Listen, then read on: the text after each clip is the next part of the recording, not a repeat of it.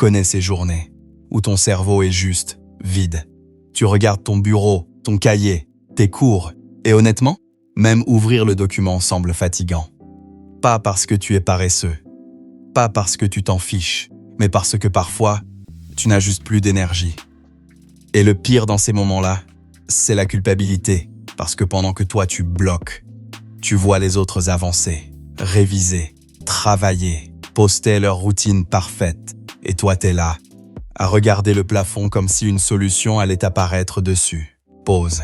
Pendant longtemps, je pensais que dans ces moments-là, la seule solution c'était forcer. Mais plus je forçais, plus mon cerveau refusait, jusqu'au jour où j'ai compris un truc. Certains jours, il ne faut pas utiliser un système performance, il faut utiliser un système mode survie. Et honnêtement, ça a changé énormément de choses. Le problème, c'est qu'aujourd'hui, on nous montre toujours la productivité dans sa version parfaite. Les vidéos où les gens se réveillent à 5 heures du matin, boivent un café esthétique devant une fenêtre avec le soleil, font du sport, prennent une douche froide, révisent pendant 6 heures d'affilée avec une musique motivante en arrière-plan. Et quand tu regardes ça, tu as l'impression que les gens productifs vivent constamment dans cet état. Toujours motivés, toujours concentrés, toujours prêts à travailler. Mais personne ne parle vraiment des jours down. Les jours où ton cerveau est juste vide.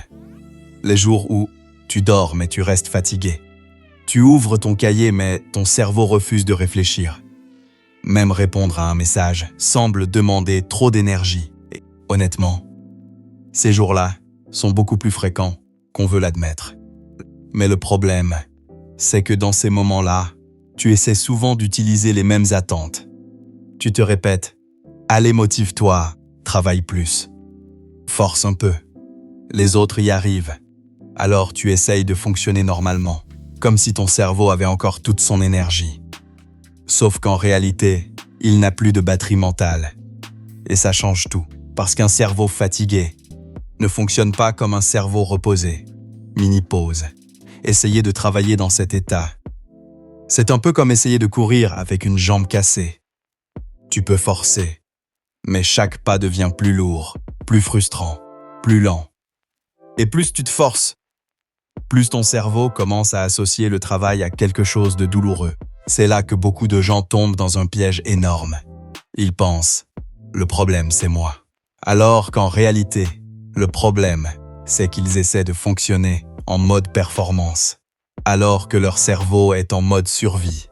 Et ça, c'est une énorme différence, parce qu'en mode performance, tu peux réfléchir vite, te concentrer longtemps, prendre des décisions facilement, mais en mode survie. Ton cerveau cherche juste à économiser de l'énergie. Donc, automatiquement, il fuit les tâches difficiles. Pas parce que tu es paresseux, pas parce que tu manques de discipline, mais parce que ton cerveau essaye simplement de protéger l'énergie qui lui reste. Et honnêtement, quand j'ai compris ça, ça m'a enlevé énormément de culpabilité. Parce que pendant longtemps, je pensais que les jours sans énergie étaient des journées ratées, alors qu'en réalité, c'était juste des journées où je devais utiliser un autre système. Et c'est là que tout change, parce qu'en mode survie, ton objectif n'est plus être ultra productif, faire une session parfaite, travailler pendant 5 heures. Non, ton objectif devient simplement garder le mouvement vivant, même petit, même lent, même ridicule parfois, mais vivant. Parce qu'au final, ce qui détruit le plus les habitudes, ce n'est pas de ralentir, c'est d'arrêter complètement. Et souvent, une petite action imparfaite vaut beaucoup plus qu'une énorme session que tu ne commenceras jamais. C'est pour ça que certains jours, ouvrir le cahier est déjà une victoire. Lire une page est déjà un progrès. Faire 10 minutes compte déjà. Parce que dans les périodes difficiles, le vrai objectif n'est pas d'être impressionnant. Le vrai objectif, c'est de continuer à avancer malgré l'énergie basse. Et honnêtement, c'est probablement la compétence la plus importante sur le long terme. Le premier truc que j'ai changé, c'est mes attentes. Avant, les jours sans énergie, je voulais quand même faire une énorme session. Je regardais ma to-do list et je me disais « Allez, Faut faire 3 heures. Faut avancer. Faut être productif. Résultat, je procrastinais toute la journée. Parce que dans ma tête, la tâche devenait énorme. Une montagne. Et honnêtement, quand ton cerveau est déjà fatigué, voir une montagne, ça donne juste envie de fuir. Alors maintenant, les jours down, je fais complètement l'inverse. Je baisse volontairement la difficulté. Et ça change énormément de choses. Par exemple, au lieu de me dire « je dois réviser 3 chapitres », je me dis juste « ouvre le cahier ». C'est tout, pas étudier, pas performer, pas finir un énorme objectif, juste ouvrir. Pourquoi? Parce que quand ton énergie est basse, le plus difficile, ce n'est pas le travail lui-même. C'est le démarrage. Une fois que tu commences, même un tout petit peu, le cerveau résiste souvent moins. Mini-pause. Deuxième règle, réduire le bruit mental. Parce que les jours où ton cerveau est vidé, chaque petite décision devient fatigante.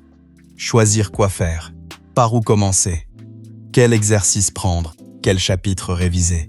Tout paraît lourd. Donc maintenant, je prépare une seule mission claire. Pas une énorme liste stressante. Juste faire un exercice, lire 2 pages, écrire l'introduction. Et bizarrement, quand le cerveau voit quelque chose de simple, il panique moins, pas totalement, mais suffisamment pour commencer. Et honnêtement, parfois, dans les mauvais jours, commencer un petit peu, c'est déjà gagné. Mais le plus gros changement, c'est quand j'ai arrêté d'attendre de me sentir prêt. Parce que honnêtement, les jours où tu n'as aucune énergie, tu ne vas presque jamais ressentir de motivation avant de commencer. Jamais. Et pendant longtemps, je faisais cette erreur. J'attendais le bon moment où j'aurais envie, le moment où je serais concentré, le moment où mon cerveau dirait « Ok, on est motivé, on peut travailler ». Sauf que ce moment n'arrivait presque jamais. Alors les heures passaient, et plus j'attendais, plus je culpabilisais. Mini-pause. Puis, un jour, j'ai testé un truc ridiculement simple, un timer de 10 minutes, pas 1 heure, pas une énorme session parfaite, juste 10 minutes. Et surtout, je me suis donné le droit d'arrêter après, sans culpabilité, sans pression. Et honnêtement, ça a changé énormément de choses. Parce qu'au lieu de voir le travail comme une montagne, mon cerveau voyait juste 10 minutes. Et ça, c'est beaucoup moins effrayant. Alors je commençais, souvent sans envie, sans énergie, sans motivation. Mais une fois lancé, quelque chose changeait doucement. Pas de transformation magique, pas un mode ultra productif. Juste un peu plus de calme, un peu plus de concentration. Comme si le cerveau arrêtait progressivement de résister. Et parfois, ces petites sessions nulles devenaient finalement les plus importantes. Pourquoi? Parce qu'elles empêchaient le système de s'effondrer complètement. Elles gardaient le mouvement vivant, même pendant les mauvais jours. Et au final, c'est ça qui construit la constance. Pas les journées parfaites, les journées où tu avances quand même. Donc retiens ça. Les jours sans énergie sont normaux. Tu n'es pas paresseux. Ton cerveau est parfois juste saturé. Alors au lieu de te détruire mentalement, essaie ça ce soir. La difficulté, choisis une mini-tâche casse, lance juste 10 minutes, garde le mouvement vivant. Pas besoin d'être parfait, juste avancer un peu.